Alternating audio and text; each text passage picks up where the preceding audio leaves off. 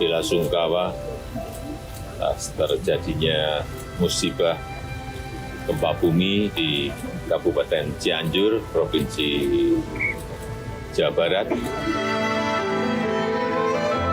Penanggulangan bencana harus dilakukan secara terpadu, secara sistematik.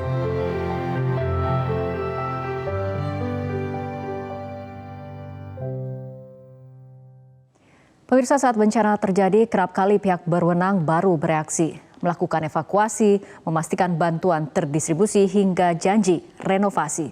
Betapa eloknya bila upaya mitigasi menjadi solusi agar jargon bangsa tangguh bencana benar-benar terlaksana dan tidak menjadi wacana semata. Saya ingin menyampaikan duka cita yang mendalam, belasungkawa atas terjadinya musibah gempa bumi di Kabupaten Cianjur, Provinsi Jawa Barat. Gempa berkekuatan magnitudo 5,6 yang mengguncang Cianjur, Jawa Barat awal pekan ini mendapat perhatian Presiden Jokowi. Menggunakan jalur darat, Presiden meninjau lokasi bencana. Tujuannya untuk memastikan aksesibilitas menuju lokasi yang sempat terputus akibat longsor telah kembali dapat dilalui kendaraan. Gerakkan jajarannya dalam membantu musibah gempa bumi di Kabupaten Cianjur ini, utamanya yang berkaitan dengan akses, pembukaan akses yang terkena longsor. Kemudian yang kedua, untuk korban-korban yang masih tertimbun, saya juga telah perintahkan agar itu didahulukan, evakuasinya, penyelamatan didahulukan. Selain mengunjungi korban yang dirawat di rumah sakit, Presiden juga bertemu sejumlah pengungsi dan melihat langsung daerah terdampak bencana. Presiden juga menjanjikan bantuan untuk perbaikan rumah warga yang terdampak gempa. Pemerintah akan memberikan bantuan, yang rusak berat akan diberikan bantuan 50 juta, yang sedang diberikan bantuan 25 juta, dan yang ringan diberikan bantuan 10 juta. 2 hari kemudian, Presiden Jokowi kembali meninjau lokasi bencana gempa di Cianjur.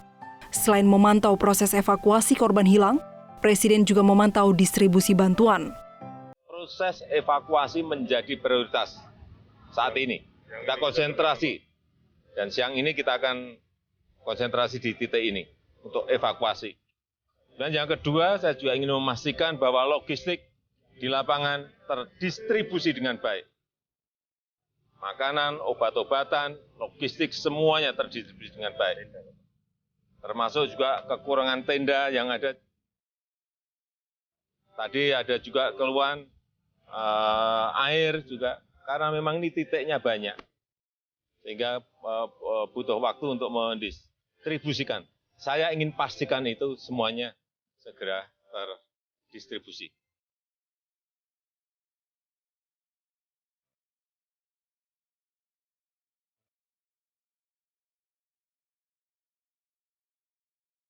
Dalam kunjungan kedua, Presiden juga meninjau Kecamatan Cugenang yang menjadi lokasi paling parah terdampak gempa.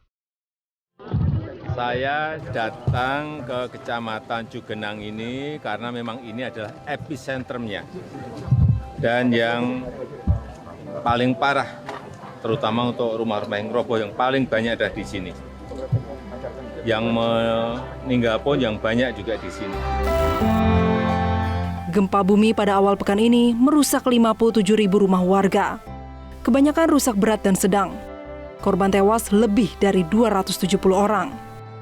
Korban luka berat mayoritas mengalami patah tulang dan luka di kepala akibat tertimpa reruntuhan bangunan. Yang menarik, para ahli menemukan potensi siklus gempa 20 tahunan di Cianjur. Pasalnya, kawasan ini dilalui sesar aktif Cimandiri sepanjang 100 km. Informasi para ahli seharusnya menjadi landasan saat pembuat kebijakan menyusun strategi mitigasi. Namun yang tampak di depan mata, rakyat tak diberdayakan untuk hidup berdampingan dengan bencana. Padahal pemerintah sudah memahami bangunan tahan gempa adalah solusi mitigasi. Perhatian ke depan adalah bagaimana agar kita membangun bangunan tahan gempa di zona sesar-sesar seperti itu. Karena apa? Karena kunci keselamatan, kunci dari solusi mitigasi gempa bumi adalah bangunan tahan gempa. Mungkin harus memiliki struktur yang kuat, besi tulangannya standar, semennya juga harus berkualitas bagus, tidak boleh diirit-irit ya. Berbagai bencana termasuk gempa bukan barang langka di Indonesia. Dalam 20 tahun terakhir, kita mengalami sejumlah gempa berkekuatan raksasa.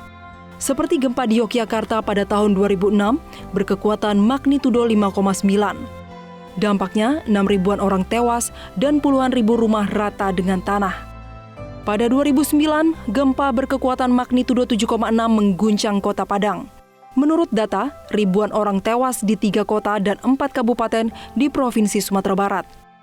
Pada 2018, gempa bumi yang disusul tsunami menerjang Donggala dan Palu di pesisir Sulawesi.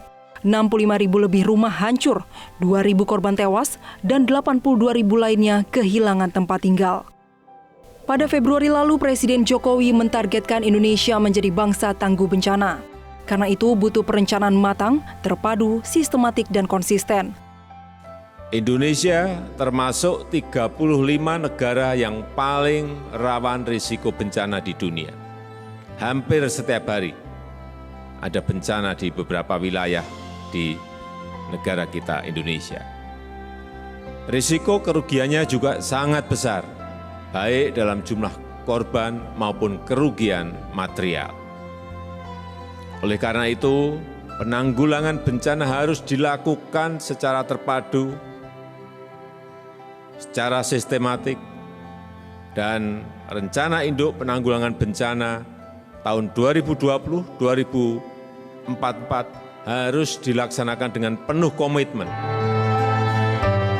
Namun tanpa pemberdayaan, bencana akan membuat kehidupan rakyat hancur berantakan.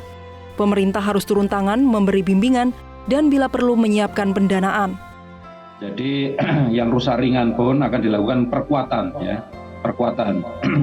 Kalau yang dinding tembok misalnya ada keretakan dan sebagainya, ini juga akan kita lakukan perbaikan, ya, atau kita dorong, kita edukasi, kita dampingi masyarakat untuk bisa memperbaiki rumahnya dengan lebih baik, misalnya dengan teknologi verosemet dan sebagainya.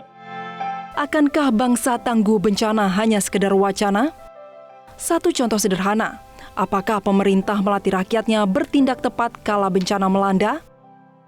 Di Jepang misalnya, pelatihan menghadapi gempa diajarkan sejak usia muda.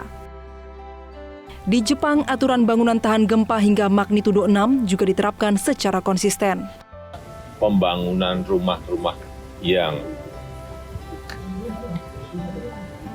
terkena gempa bumi ini diwajibkan untuk memakai standar bangunan yang anti gempa oleh Menteri PUPR. Karena tadi disampaikan oleh BMKG bahwa gempa ini adalah gempa 20 tahunan. Sehingga bangunan rumahnya kita arahkan untuk yang rumah anti gempa. Pemirsa, apa saja pesan penting dan menarik dari Presiden dan Wakil Presiden untuk pekan ini? Informasinya akan kami hadirkan usai jeda.